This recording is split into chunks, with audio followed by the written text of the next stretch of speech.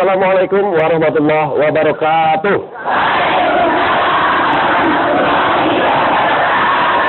Alhamdulillah pemirsa Indonesia dan ibu-ibu yang ada di studio, pagi hari ini kembali kita sama-sama lagi di sini tentunya di Mama dan A.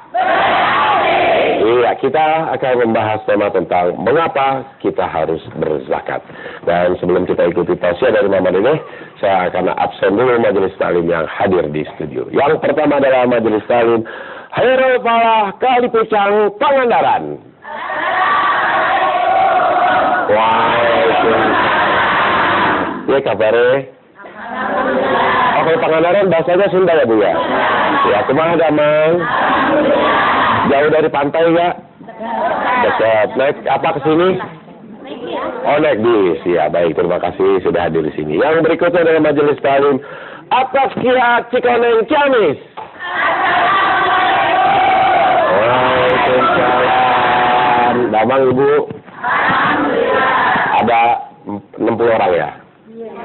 Oh, 57. Iya, terima kasih sudah hadir di sini. Yang berikutnya adalah majelis taklim Anissa Cilengsi Bogor.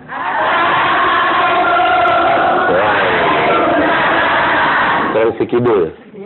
Dekat Taman Buah Mekarsan. Alhamdulillah sudah nyampe di sini, warnanya merah. Ini bajunya baru Bu? Udah lunas? Belum dibayar ya, oke ya. Boleh kembali nanti sini Bu ya. Sudah minjem ya. Oke baik, sekarang kita ikuti tausiah Mama tentang mengapa kita harus berzakat. Silakan. Bismillahirrahmanirrahim.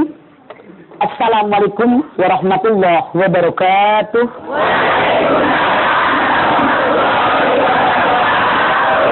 Mengapa kita harus berzakat? Yang namanya hidup di alam dunia, kita ini dikelilingi oleh harta dan benda, betul? Betul. Harta dan benda kadang-kadang kita bilang, ini rumah siapa? Rumah saya.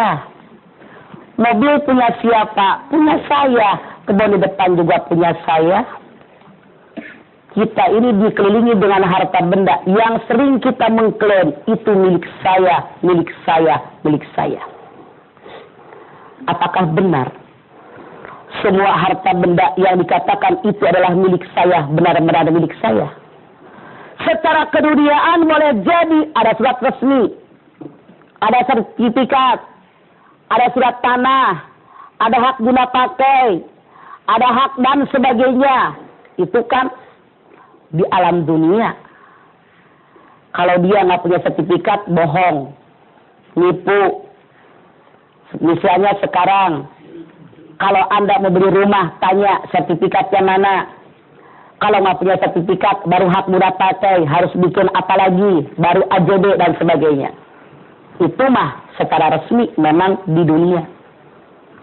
Tapi apakah benar-benar harta kekayaan yang dalam sekeliling kita itu benar-benar milik kita? Memang di dunia milik kita, tapi milik yang nisbi. Tahu nisbi? Apaan? Semu. Semu. Di dunia doang. Sesungguhnya pada hakikatnya sembilan genggaman kita saat ini milik Allah. Cuma dititipkan kepada kita. Rumah, mobil, harta kekayaan, keluarga, suami, istri, anak-anak, pakaian, perusahaan, ilmu pengetahuan, ketenaran, itu semata-mata hakikatnya milik Allah. Mana yang milik kita sesungguhnya? Amalan yang kita kerjakan ketika kita mendapatkan amanat dan titipan dari Allah. Kalau saya oleh Allah diberikan umur yang panjang, umur itu milik Allah. Dipakainya umur saya di jalan yang Allah ridho. Kalau saya diberikan kekayaan oleh Allah, kekayaan itu milik Allah. Mana milik saya? Waktu saya diberikan kekayaan, dipakainya di jalan yang Allah ridho. Ketika seseorang diberikan pangkat dan jabatan hakikatnya milik Allah. Waktu jadi seorang pejabat, jadi pejabat yang adil enggak? Jadi pemimpin yang adil enggak? Jadi istri, itu hakikatnya istri itu dititipkan oleh Allah, punya bini diurus benar enggak? Punya suami itu milik Allah. Dulu juga nggak punya suami. Selama punya suami, ibu jadi istri yang benar enggak? Punya anak, amanat, titipan dari Allah. Benar enggak mendidik anak? Semuanya hakikatnya milik Allah, cuma dititipin kepada kita. Tapi yang namanya manusia digoda oleh setan dari semua arah. Ke depan, dari belakang, dari kanan, dari kiri. Dari depan dengan cara menghilangkan adanya alam akhirat, tidak iman. Dari belakang mencintai dunia yang lebihan. Dari kanan agama dipakai main. Dari kiri perbuatan dosa dan maksiat dianggap perbuatan yang indah dan baik. Itu setan. Setan menggoda manusia bahwa yang dalam genggaman saya benar-benar milik saya. Artinya melupakan hakikat pemilik sesungguhnya. Maka apa yang terjadi? Karena merasa milik saya mempergunakan harta di jalan yang Allah tidak ridho. Tidak sedikit orang yang kaya main judi. Iya. Tidak sedikit orang yang kaya main perempuan, minum minuman keras, narkoba dan sebagainya. Kenapa? Dia merasa duit gue, yang nyari gue, ngapa repot-repot.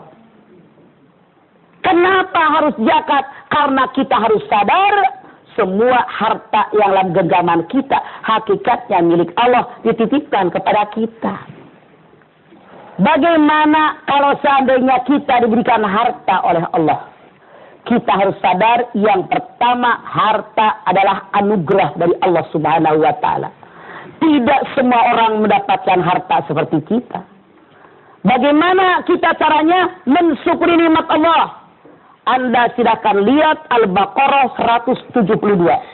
Ya ayyuhalladzina amanu kulu min thayyibati ma razaqnakum waskuru lillahi in kuntum iyyahu ta'budun. Hai orang yang beriman, makanlah rezeki yang Allah karuniakan buat kalian. Bersyukur kepada Allah. Kalau kalian menyembah hanya kepada Allah. Jadi, karena harta itu merupakan anugerah dari Allah, maka kita wajib mensyukurinya. Yang kedua, bagaimana?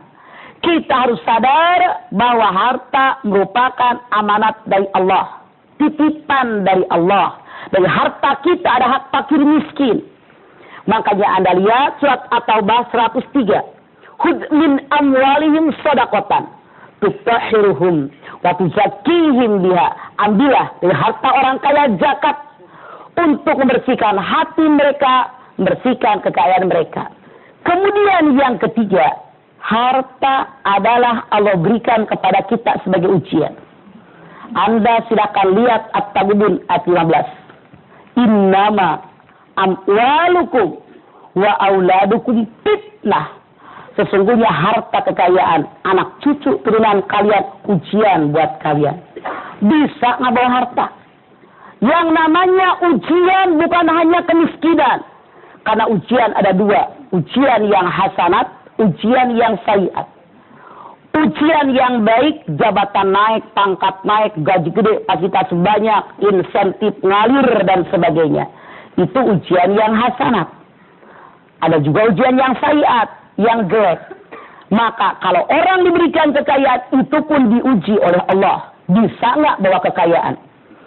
Alladzi khalaqal mauta wal hayata liyabluwakum ayyukum ahsanu amala. Allah yang menciptakan kematian, yang menciptakan kehidupan untuk menguji kalian. Siapa di antara kalian yang paling baik amalnya? Kemudian yang keempat, kita harus sadar harta kekayaan adalah perhiasan hidup di alam dunia. Dengan harta bila bisa beli baju merah, bros lebar. Dengan harta bisa beli jam tangan. Orang kaya emas. Mererot. Masya Allah. Itu dengan harta. Bisa beli rumah bagus, mobil bagus. Iya apa iya? Iya. Itu perhiasan. Yang namanya perhiasan itu adalah membuat seseorang indah dan bangga di alam dunia. Boleh, tapi jangan lupa sadar ada hak orang lain di situ. Makanya syarat zakat itu ada 5. Islam, merdeka, milik yang sempurna, haul dan nisab. Apa saja dizakatkan, semua kekayaan yang Allah berikan kepada kita, yang Allah amanatkan kepada kita, wajib dizakati.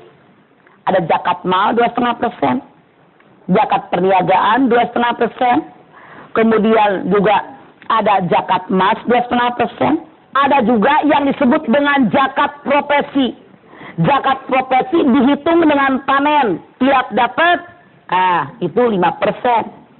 Ada juga yang disebut dengan zakat temuan 20%.